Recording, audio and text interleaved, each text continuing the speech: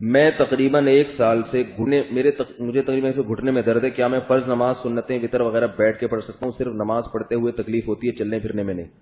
کوشش کریں قیام مختصر کر دیں، سورہ فاتحہ پڑھیں اور چھوٹی سی سورت پڑھ کے رکوع میں چلے جائیں. انا اعطینہ پڑھ کے رکوع کر لیا کریں تاکہ قیام جو ہے وہ ہو سکے. اگر یہ بھی مشکل ہو رہا ہے پھر بیٹھ کے پڑھ سکتے ہیں، اور نوافل بہرحال بیٹھ کے پڑھ سکتے ہیں. سنت مؤکدہ میں بھی 2 قول ہیں. بہتر تو یہی ہے کہ وہ بہرحال کھڑے ہو کر پڑھیں، لیکن بیٹھ کے پڑھیں گے تو بھی ادا ہو جائے گی. لیکن فرض نماز کے لیے جو میں نے طریقہ بتایا کہ وہ انتہائی مختصر سورت پڑھ کے رکوع کر لیں. اگر یہ بھی ممکن نہیں ہے پھر بیٹھ کے پڑھیں، لیکن کرسیوں پہ بیٹھنا یہ خلاف سنت ہے. نبی صلی اللہ علیہ وسلم جب بیمار تھے بیٹھے تو زمین پہ بیٹھ کے نماز پڑھی آپ نے. اگر آپ کے گھٹنے میں تکلیف ہے، پاؤں موڑنا آپ کے لیے مشکل ہے، تو پاؤں سیدھے کر لیں، قبلے کی طرف کر لیں. ایسی صورت میں قبلے کی طرف پاؤں کرنے میں کوئی گناہ نہیں. پاؤں قبلے کی طرف، دونوں پاؤں بے شک قبلے کی طرف پھیلا لیں اور اس طرح. لیکن اگر بعض لوگ کہتے ہیں میں ٹیک لگائے بغیر نہیں بیٹھ سکتے، تو بھائی کوئی ایسی کرسی لے لیں جو زمین پہ رکھی ہو اور پیچھے اس کے ٹیک بھی ہو. ایسی کرسیاں آ رہی ہیں آج کل بغیر پائے کے. یہ جو کرسیوں کا رواج آج کل، اگر کوئی اور عذر ہے یہ بھی نہیں ہو سکتا پھر مجبوری میں کرسی میں بھی بیٹھ سکتا ہے. لیکن حتی الامکان مسجدوں میں کرسیوں سے اجتناب کرنا چاہیے. اس کے کئی سارے نقصانات ہیں، وہ نقصانات میں مختلف مجالس میں بیان کرتا رہتا ہوں.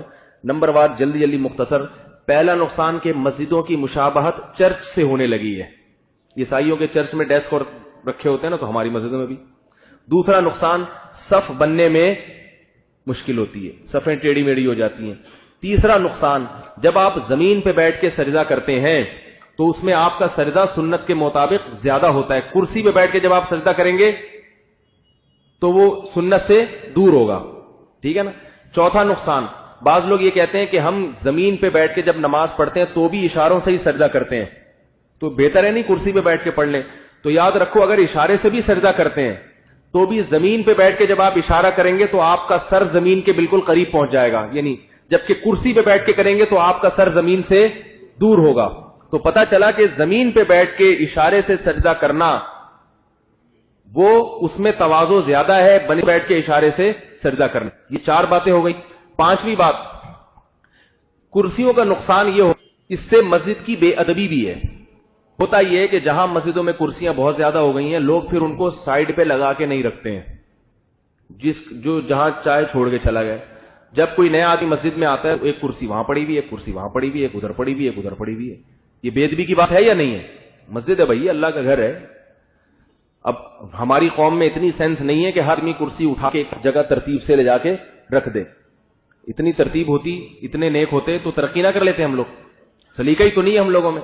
اور چھٹا نقصان کیا ہے کہ ان کرسیوں پہ جو بنائی گئی ہیں معذوروں کے لیے، لیکن ان کو صحت مند لوگ بھی استعمال کرنے لگے ہیں.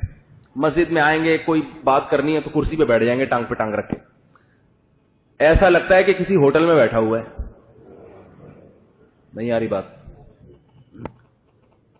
میں اب یہ پیش گوئی کرتا ہوں کہ اگر یہ رواج اسی طرح جڑ پکڑتا چلا گیا تو تھوڑے دنوں میں کیا ہوگا کہ لوگ گپ شپ کے لیے مسجد میں آ کے کرسی پہ بیٹھیں گے، ٹانگ پہ ٹانگ رکھے.